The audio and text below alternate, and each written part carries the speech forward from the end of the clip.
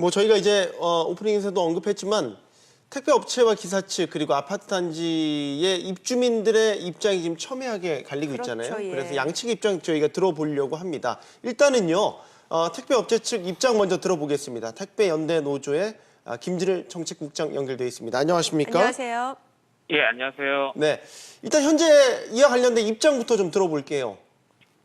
네, 저희는 사고를 방지하고자 하는 아파트 단지 결정은 충분히 공감합니다. 네. 그럼에도 불구하고 지금 개선책으로 이야기되고 있는 뭐 카트로 배송한다든지 아니면 차량을 개조한다든지 이런 부분은 우리 택배 노동자가 감내할 수 있는 수준의 문제가 아니라고 생각을 합니다. 택배 산업 전반적으로 접근해야 될 문제이기 때문에 택배 시스템을 책임지고 있는 택배 회사와 택배원법을 관할하고 있는 국토교통부가 이 문제 해결을 위해 책임 있게 나서야 한다는 입장입니다. 지금 택배 회사들이 택배 불가 지역으로 지정을 해서 배송을 거부한다든지 아니면 그러게요. 뭐 단지 입구에 이런 택배물들을 쌓아놓는 경우도 있다고 들었어요. 정확하게 어떤 상황입니까? 근데 뭐 그게 섞여 있는 것 같은데 사실 이제 아파트 단지 입구에 물건을 쌓아놓는 거는 사실 분실 우려가 있잖아요. 네. 그렇죠. 예. 근데 분실이 되면은 사실 이제 그게 택배 우리 노동자들에게 전담이 되는 상황이거든요. 분실 예. 책임이. 예. 그럼에도 불구하고 우리 택배 노동자들이 그렇게 쌓아놓는 거는 다른 선택의 방법이 없기 때문에 그런 거고 그만큼 저희 택배 노동자들이 절박한 사정을 잘 보여주고 있다고 생각을 합니다. 예. 제가 지금 알고 있기로는 지금 모든 택배 업체들이 다 그런 건 아니고 이제 주민들의 입장을 수용한 택배사들도 꽤 있다고 들었거든요. 어떤 상황이죠? 네, 뭐 저도 정확하게 회사별로 입장은 제가 전해 듣지 못했는데 뭐 쌓아놓는 것도 있고 아니면 지금 부득이하게 카트로 배송하는 것도 있고 좀 다양하게 진행을 하고 있다고 알고 있습니다. 이게 뭐 예를 들어 카트로 배달을 한다든지 아니면은 뭐 차를 좀 개조를 해서 층고를 좀 낮춘 다음에 뭐 진입을 해달라라든지 그런 요구가 있는데 그런 요구에 대해서는 현실적으로 좀 수용하기가 어려운 입장인 건가요? 아니면 이게 기사님들의 고유 업무가 아니라고 보시는 건가요? 그러니까 카트로 배송을 하게 되면은 뭐 예상하시는 것처럼 배송 시간이 훨씬 더 오래 걸립니다. 네. 그러면은 이제 근무 시간 자체가 길어질 수밖에 없고 아니면은 다른 고객들에게 배송하는데 차질을 빚을 수밖에 없는 거죠. 그리고 차량 개조 문제에 있어서는 일단은 차량 개조 비용이 들고 일단 차량을 개조하게 되면 또 그 기간 동안 차량을 못 쓰게 되니까 대체 차량을 구해야 되니까 그런 비용 네. 문제도 들고 또 적재 공간이 줄어들기에 어쨌든 상당한 부담이 될 수밖에 없습니다.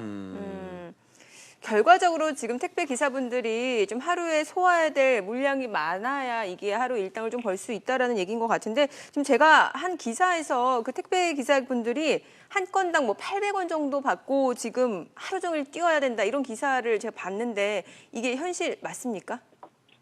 네, 한 뭐 700원에서 800원 사이인데 그게 예. 또 이게 순수입이 아니고요.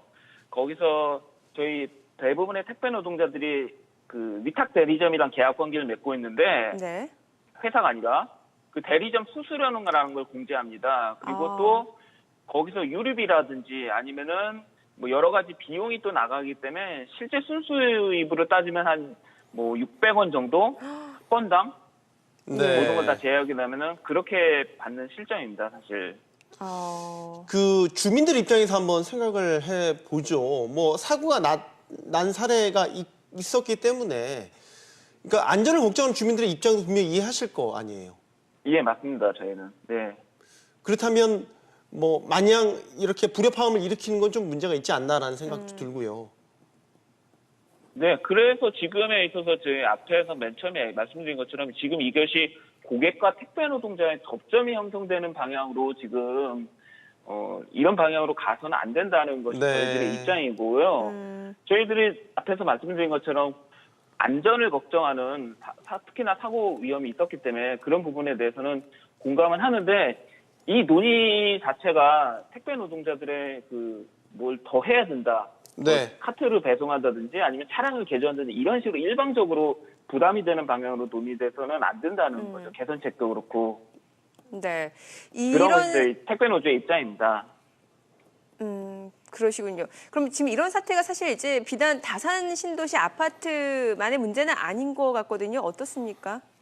예, 뭐 최근에 이런 아파트가 이제 많아지고 있고 작년부터 시작해서 이제 이런 것들이 이제 비단 다산 신도시만의 문제는 아니고 그렇기 때문에 이제 뭐 택배 회사라든지 아니면 이제 그 택배업을 관할하고 있는 국토교통부가 이 문제 해결에 적극적으로 좀 나서야 된다고 생각을 하는 거죠.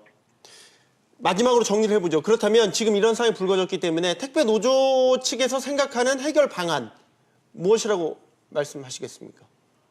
뭐 예를 들어서 지금 뭐 인터넷에서 좀 나오는 것처럼 뭐 앞에서도 잠깐 얘기 나왔듯이 뭐 실버 택배라든지 아니면은 이후에 뭐 국토부가 할 수 있는 일들 같은 경우는 공용주택에 대한 지하주차장 높이 기준을 마련한다든지 아니면 택배 관련해서 공용주택 편의시설 기준 마련을 한다든지 그리고 특히나 택배회사 같은 경우는 일 시킬 때는 이렇게 직원처럼 부려먹으면서 이번처럼 책임질 일 있으면은 우리 택배 노동자들에게 전가하는 이런 그 태도를 버리고 이 문제에 대해서 적극적으로 이러면은 뭐 차량 개조 문제에 있어서도 뭐 비용을 부담한다든지 아니면은 실제 그 기간 동안에 택배 노동자들이 배송할 수 있는 대책을 마련한다든지 이런 것들이 같이 진행이 돼야지만 네. 이제 그 해결이 될 수 있다고 생각을 합니다. 어떤 말씀인지 알겠습니다. 네. 자, 택배연대 노조 김진일 정책국장이었습니다. 오늘 전화 연결 감사드립니다. 고맙습니다. 예, 감사합니다. 네.